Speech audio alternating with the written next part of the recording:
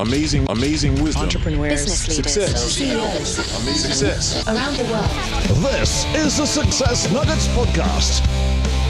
Have you ever wondered what you could learn and how inspired you'd be if you asked incredible people from around the world about the patterns that drive progress? Get ready to dive into a world of insights and inspiration. This is the Success Nuggets Podcast with the founder of the Digital Light Bulb and your host, David Abel. Oh yes, we are back with another episode of the Success Nuggets Poddy. There's a big ball of energy on the end of the line. Let's bring her in. Where in the world are you, Hacia Atherton? I am in beautiful Mauritius right now. Can we talk about mindset? The biggest compliment I can give you is you're something of a tour de force. Is there a time in your younger life when this kind of mindset first appeared?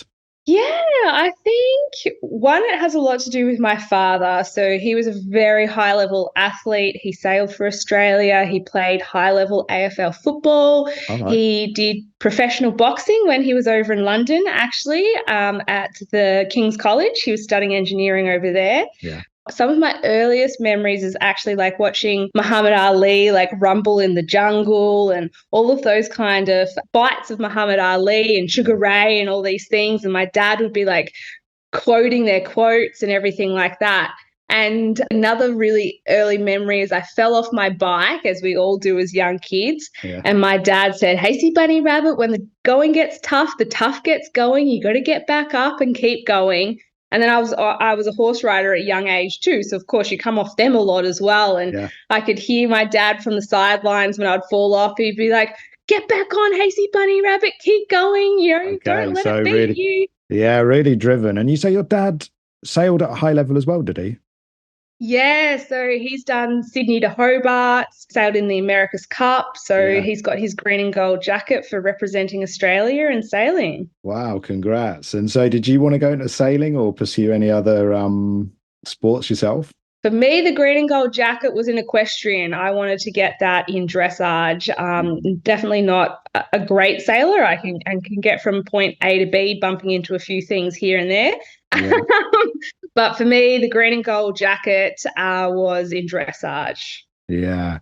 And then I think it was 2017, your life changed forever. Could you tell the audience kind of what happened that day and after that moment? Yeah, so in July 2017, that green and gold jacket dream got literally crushed. So my young horse, we were training to qualify for the World Equestrian Games.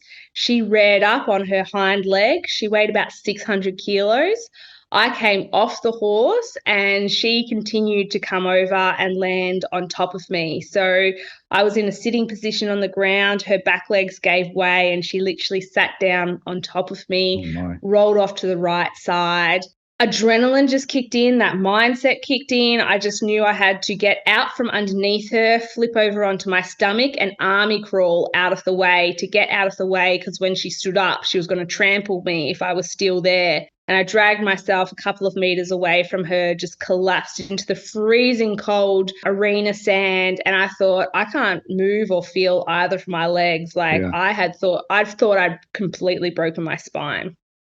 Wow. Okay. So it's not just a kind of an internal mindset. You've been through some of the most physical recovery as well. And I saw the video on your 30th birthday where you stood, I think, for the first time. Yeah, so that was the first time I kind of stood away from the walking bars and the hydro pool and everything at hospital. Yeah. So I spent 6 months in hospital after the first accident. I've had 30 surgeries since there. I've got computers inside me, sporting a brand new hip. And the video you're talking about was my 30th birthday. I was in a wheelchair.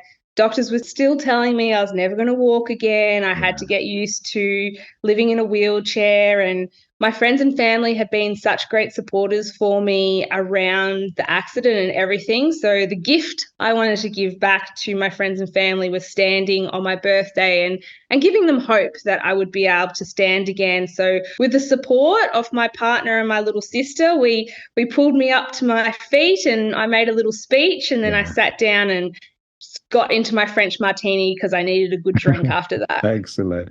And you've moved now into a sector where I guess gender equality, particularly in the skill sector, is grossly unbalanced. You're now using your energy in a different way. How are you moving through that? It's really a competitive advantage, I think, because I come in with just this energy, a little bit of this hero story that a lot of men really resonate with, but also very vulnerable about what I went through. So when I'm working with males in male-dominated industries, I'd be very open that there was a long time that I was in adult diapers.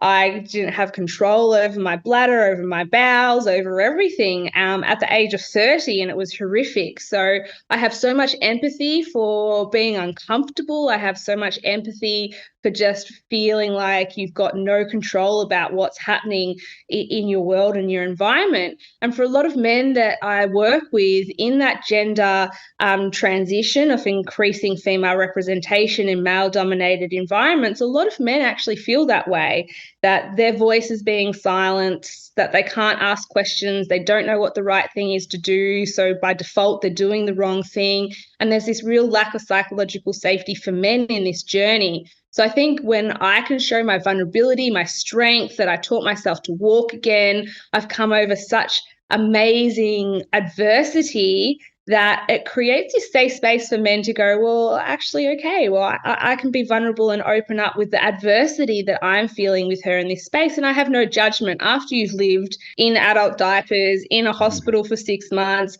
you don't really kind of judge anything in any way. So I think that's my real competitive advantage, to create that psychological safety for men.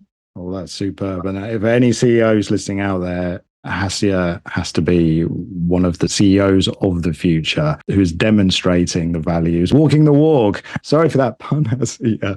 Okay. I love it. Yeah. Let's give the audience some gifts. How would you inspire anyone who is struggling with progress? What do you put into place? Yeah, well, when I started to teach myself how to walk again, it was a process that was absolutely riddled with failure and literally falling over in the hydro pool, falling over on the walking bars, like very visible failure.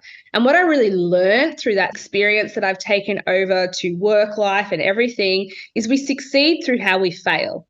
If you focus on improving 1% every day, taking that lesson from that failure, understanding it, seeing it as a motivation of how do you do things slightly different, that just 1% tweak, that 1% tweak on all of your failings, compounding, leads to great success. And I've run a half marathon since the accident. So I went from being told I was never going to walk again to running a half marathon. And I did that through failing and learning. 1% improvement led to that epic kind of curve of success. Superb. You started from the bottom. There was no cutting in the middle here. For anyone who fakes it to make it, starting from the bottom has to be patient, but can pay off to extreme heights. That is the end of the show. You've been a huge presence driving change in perceptions and professions today, and it's been a delight to chat to you again. Is there one life golden nugget you'd love to close the show on before we go?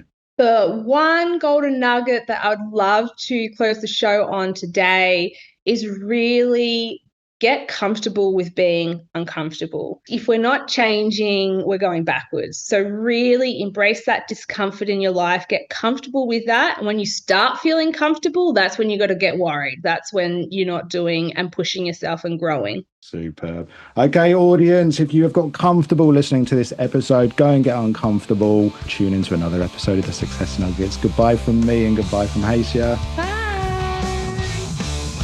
Join David and his incredible guests next time on the Success Nuggets podcast. And to find out more, visit onegoldennugget.com. Thank you for listening.